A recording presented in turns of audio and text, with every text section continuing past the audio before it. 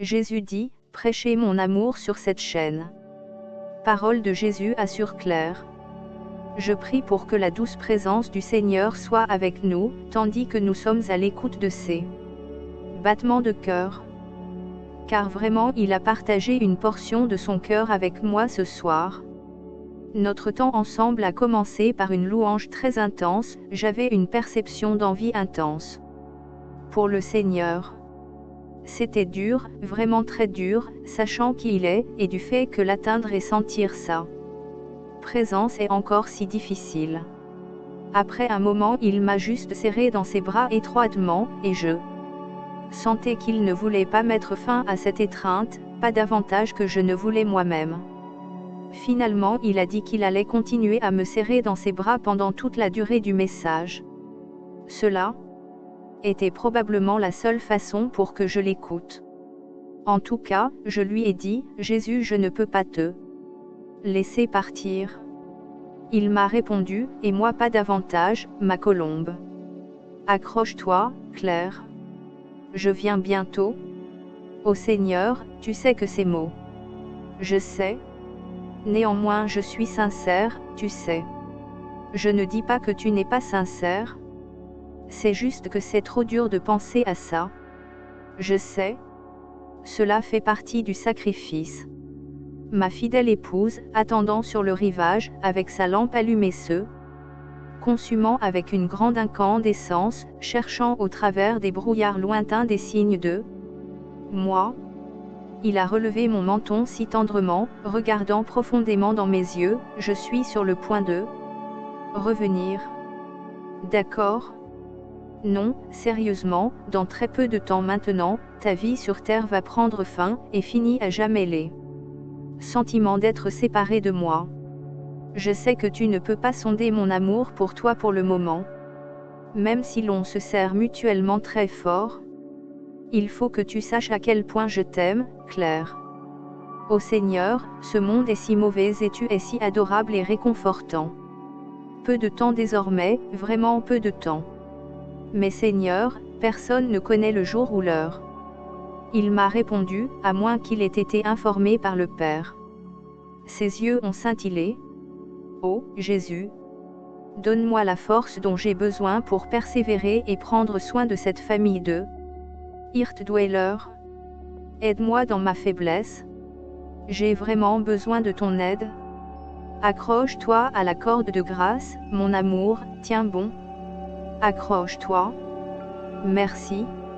Alors, est-ce que tu te sens mieux? Non, pas avant ton retour, j'ai répondu en faisant la moue. Eh bien, je vois que j'ai des fiancés impatients qui attendent de nouvelles paroles. Seigneur, peux-tu les blâmer? Non, bien sûr que non. Mais ceux qui sont toujours si impatients n'ont toujours pas mis complètement en pratique ce que je leur ai demandé. Alors ils reviennent sur toi comme si tu étais la source, comme si tu avais ton mot à dire dans ce qui vient de moi. Or ce n'est pas le cas. Et je souhaite que chacun d'entre eux prenne mes paroles plus au sérieux. Ceux qui t'acceptent, m'acceptent, et c'est valable pour les messages. Également, c'est juste un gentil reproche, mes fiancés. Là il fait allusion à 2 ou 3 Hirtdwellers qui ont exprimé leur ennui concernant le dernier message. Rien de nouveau vous savez. Moi-même je me suis fait la réflexion, ce message a l'air un brin monotone, ou répétitif ou je ne sais quoi. J'avoue, j'ai eu cette pensée moi aussi. Et c'est pourquoi le Seigneur nous donne ici une clarification sur ce sujet et pourquoi le dernier message était ainsi. Il a repris, l'Église cherche toujours un nouveau signe, une nouvelle parole prophétique. Savez-vous que c'est un signe d'ennui spirituel, de tiédeur spirituelle. En effet, votre relation avec moi devrait être si vibrante, si excitante pour vous, que ma présence est la seule chose que vous cherchiez. Ô Seigneur, ils vont m'adorer pour ça. Et cela te dérange? J'ai réfléchi une minute, et j'ai pensé que oui, dans un sens ça me dérange, mais dans un sens ultime, non. Ça m'est égal. La seule chose qui m'importe c'est d'être fidèle à ce qu'il veut que je dise. Claire, je ne suis pas un homme dans la bouche duquel tu pourrais mettre des paroles. Je veux plus de maturité de la part de ma fiancée qui attend. Je veux une compréhension plus profonde. Tu n'es pas là pour les divertir. Tu es là pour leur dévoiler mon cœur. Quand je vois ceux qui ne sont pas sauvés dépérir, mon cœur est douloureux. J'ai tellement envie de les réconforter. Devrais-je parler afin de réconforter ma fiancée, ou pour tendre le bras à ceux qui sont en train de mourir? Vraiment, les enfants, d'où venez-vous? Est-ce que cette chaîne est juste pour vous? Ou pour les égarés également? Pour tout quel que soit leur statut ou compréhension. Quand vous me voyez tendre le bras tendrement vers ceux qui ne me connaissent pas, soutenez-moi. Dans les cieux vous serez davantage formés pour atteindre des âmes. C'est le travail que je vous réserve. C'est ma préoccupation quotidienne que personne ne soit perdu. Soutiens-moi ma fiancée. Prie pour que ceux qui visitent cette chaîne m'invitent dans leurs cœurs et me donnent leur vie. Oh, je désire tellement qu'ils viennent à moi. Mon cœur brûle d'impatience de les réconforter et les consoler, de guérir leurs blessures mortelles et de répandre la lumière sur l'obscurité suffocante dans laquelle ils marchent. Fais-leur voir que ton cœur est penché sur eux, également, par la générosité de tes remarques et de tes prières. Fais-leur savoir que tu ne te soucies pas seulement de toi, mais d'eux également. C'est un problème majeur avec mon Église, trop de gens s'en fichent. Ce n'est pas leur préoccupation de dévier leur chemin pour aider ceux qui cherchent encore le leur. Suivez-moi là-dedans, mes bien-aimés. Nous marchons dans des temps d'obscurité handicapante. Il y en a tant qui dépérissent parce qu'ils n'ont pas été témoins de mon amour. Ils savent que tout ce qu'ils font est mauvais, Satan les ayant bombardés avec leurs péchés et leur inutilité de sorte qu'ils n'osent pas m'approcher. Nous devons leur présenter l'autre côté de moi, via toi, qui reçois quotidiennement de généreuses doses de mon amour. Ne reculez pas parce que je vous ai corrigé. Je châtie ceux que j'aime.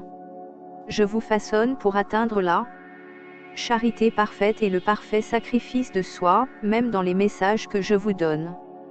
Vous êtes sur la dernière manche de notre parcours ensemble. C'est votre dernière opportunité de moissonner avec moi.